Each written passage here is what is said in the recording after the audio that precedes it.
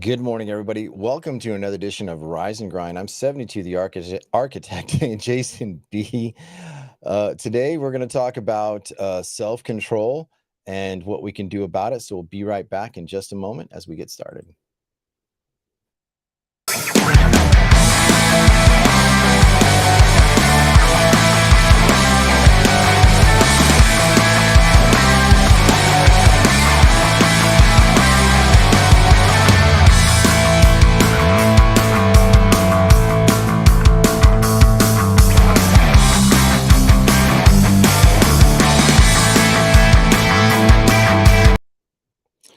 All right, everybody. Today's an interesting day, to say the least. And the reason why I say that is because we're really going to talk about self control. What is self control? Self control is a crucial skill that we all need to cultivate. It allows us to make better decisions, resist temptations, and achieve our goals. But by exercising self control, we can avoid impulsive actions and make more rational choices, and especially in important situations. It's also practical to oneself, in different situations where it may help you get out of a bad situation or get into a good one. But where our emotions may cloud us in our judgment, also lead us astray. By improving our self control, we can enhance ourselves and will bring and increase our chances of success in various aspects of our life. I feel that, especially talking about this now, um, self control has been one of my weakest points. Self control has been, um, definitely something that I feel that needed to happen more than needed to, just be a thought in my head. And when I look at what self-control means, I look at what is the consequences of my choices? What are the actions? What are the things that come to light? And when everything I have to decide and everything I have to do better that comes to light, I realize some of my choices. There are things that you regret. There are things that you want to work on, but you're prevented because maybe you feel ashamed. You lost self-control. And I feel that, especially on what I've seen in apps like Clubhouse, social audio apps where people gather and just kind of hang out with each other, that eventually it seems all fun, but then it all crashes. And why? Because we over leverage our situation. Now, Clubhouse is a social audio app where a lot of people gather. Sometimes they exchange businesses, and that's what it was really primarily designed for, was to exchange professionalism in some fashion, shape, or form. But when it comes to actually putting that into practice, you have to invite people and get interested in you. And what I've seen, especially lately in people's reactions socially, when I see what has taken place, grown adults going right back to their childish years, did they really learn lessons from the past? Do they understand themselves? Do they make an impact where an impact needs to be made? How do you tell your kids to, mind their manners when you can't? So a lot of these people, from what I see, are just trashing themselves and trashing their good example to their families, to their friends, and their colleagues. Like, if your clients truly knew how you were when you lose your temper, do you think that they would want to continue to invest in you? I don't think they would. When people don't understand what they're dealing with and then find out a character flaw, a moment of lapse, or a moment of decision that really hurts them, then what does that show? It's like, can you recover? And it's really weird in this environment today. What's interesting to me is that how far it goes and how far people take it. Like, on my show, I've kind of talked about, cancel culture. I've talked about how we can really fail by just one bad choice. You said something about somebody and now people are coming after you. And to me, that's a travesty. That's really horrible. Like, when my kid screws up, they should not feel like the whole world is crashing on them. But it happens enough. It happens so often that that people walk away and they learn nothing. So in the last 2 weeks, I've watched people on Clubhouse from one person who's kind of like an antagonist, let's just say that, or he's a protagonist, and he comes in and he ruffles, let's say, several moderators, like in their in their being, right? Shows that their courses are made up courses just of their own idea or copied idea from somebody else and charge people large amounts of money. And some people may say, well, if I don't get a return, that's a fraudulent class. That's a fraudulent exercise. Who are you? And but because you have, say, like 35,000 followers, um, you're supposed to be respectable. Well, here's the facts about followers and people who are making content um, and putting out there like they're respectable. Number one, all social media people have this one issue. You may have a population that follows you, but the significant population that takes activity in your posts is significantly different. So there is a need to constantly be relevant. And that relevancy really depends on your accessibility. Like, do you post? Do you create rooms? Do you, um, is there ways that I can Google you, um, showing receipts for your good and bad behavior? But see, how does that relate to self control? Well, if you're in self control, you will not feel threatened by anyone's questions. Sometimes people do not have a Google profile, which I just learned recently. If I don't make myself searchable and making a strong Google profile, that means hits, information, keywords that I use, things that I use to identify my show, then it's a lot harder for people to want to stay unless I'm saying constant hooks, pitches and hooks. And so if I captivate your attention, now I've got to keep it. And there lays the condition of FOMO. What is FOMO? Fear of missing out. And why do we feel that? Because then it promotes a false sense of identity. You've got to promote things in such a way that where it it just gets messy and you get out of place.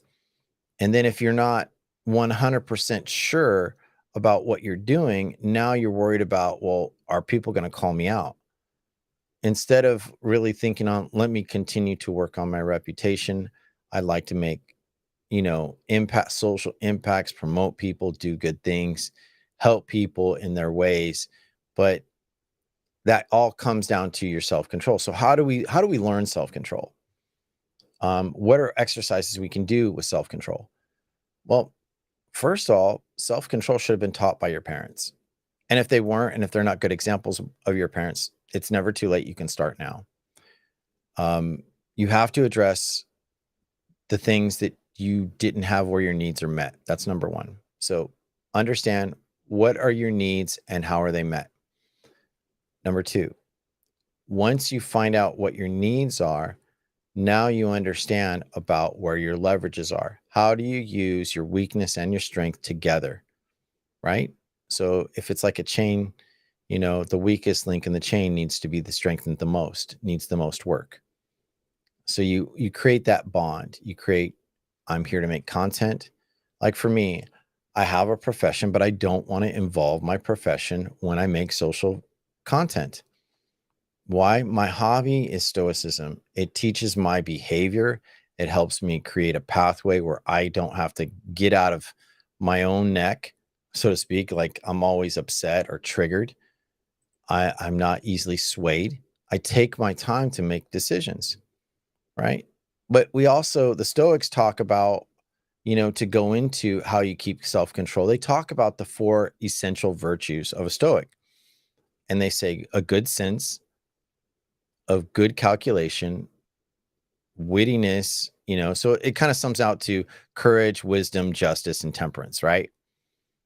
But wisdom is very, very tricky to understand. What is wisdom versus what is knowledge? And what I'll say is wisdom is the things that you have completed, you have experienced that that are going to work. So why does that matter in self-control? Because when you have been through something before, you either know how to avoid a dangerous person or thing, or a taxing person, whatever thing. And so now you have the courage to understand, regardless of public ridicule, regardless of understanding or not, that, hey, I have my boundaries and I'm not going to explore beyond that. And when you understand what that means to you, now you have a very powerful tool. So how do we cultivate all those little, and then it gets into micro tools. So what are your micro tools? They're actually macro. Your ears, your lips, and your voice, your eyes. Those are all powerful tools of your senses. They help you, which this all should be common sense, but for some reason it's not. We forget the common sense, the common good, like, hey, if this puts me out of emotional pocket, I need to get back into emotional pocket. So once I know my senses, how do I feel?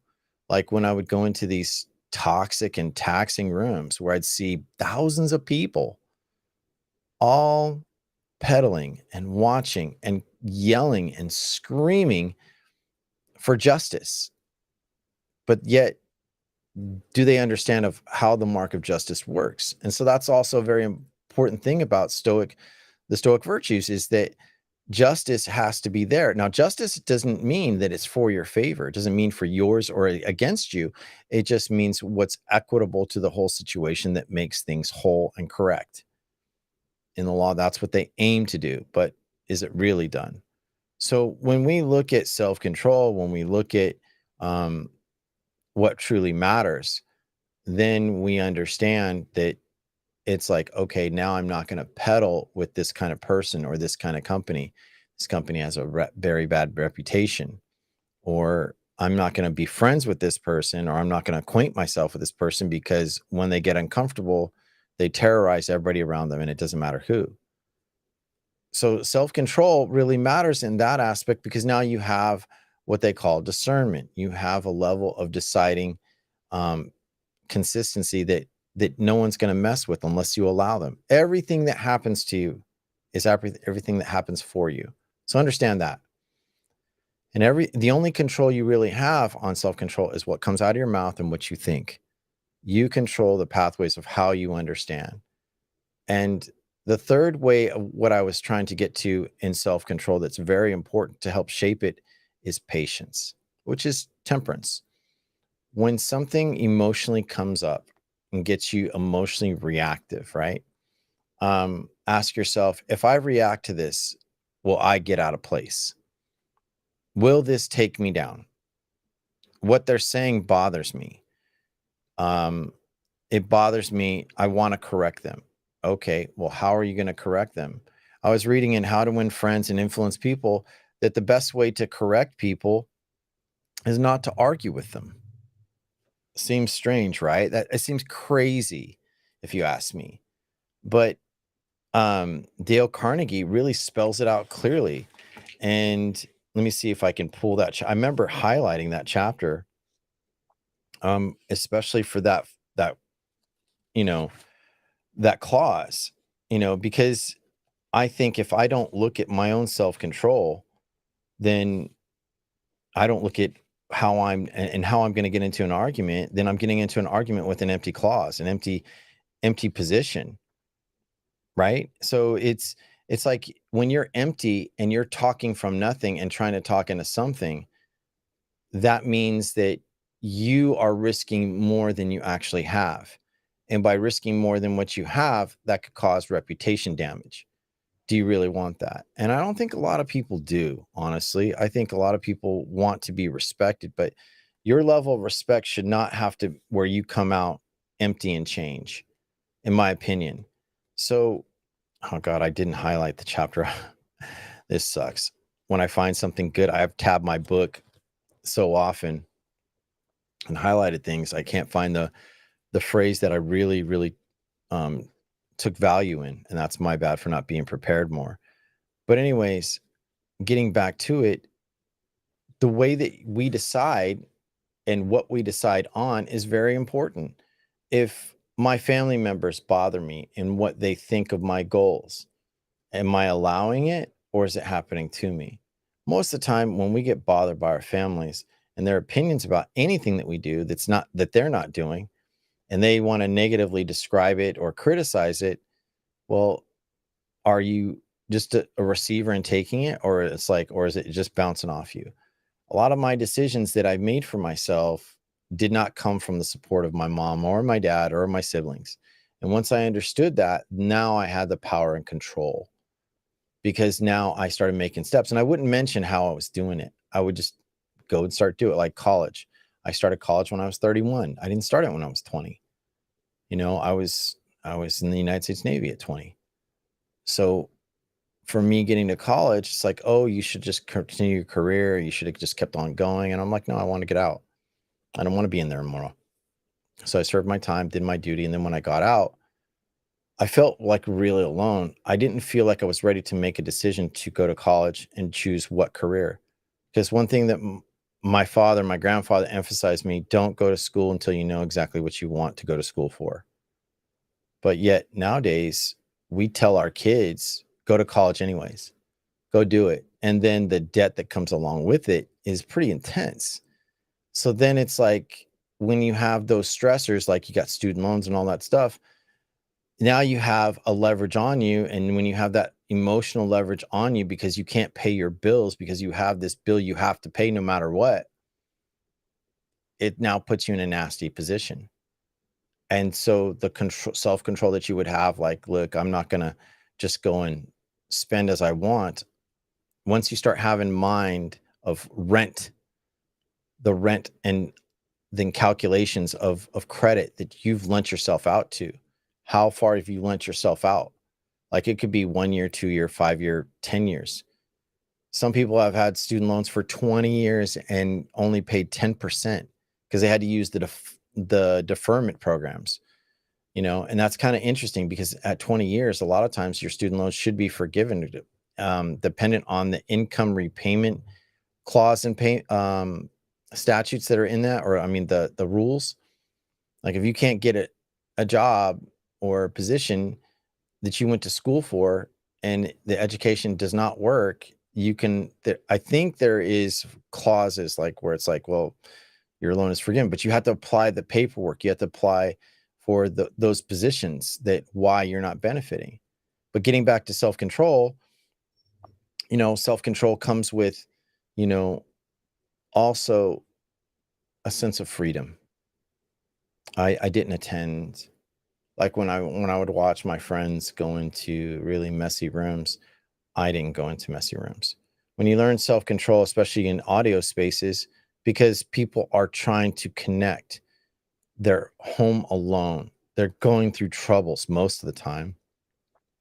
Majority of the people that I've met in Clubhouse or any other social audio app, it's the one place where they don't have to see you, but they hear you. So it kind of leaves, what do they call it? Anonymity. I can't even pronounce the word anonymity. Yeah. Or an anonymous presence in a way, but it's not anonymous because they go off of what you say and your picture and whatever. And then if people want to find you out, they'll find you out. But the point is like, you choose how you want to deliver to people, no matter what.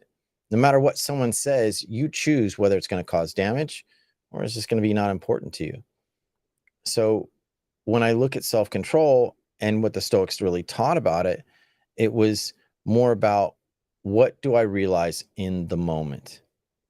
When I realize what's important in this moment, am I learning from somebody or am I teaching somebody? Sometimes it's both. Sometimes you have to sit in patience and just deal with it, as it comes. Anyhow, that's a lot of my episodes. So I do have a guest in the room. I have guests. Let's see.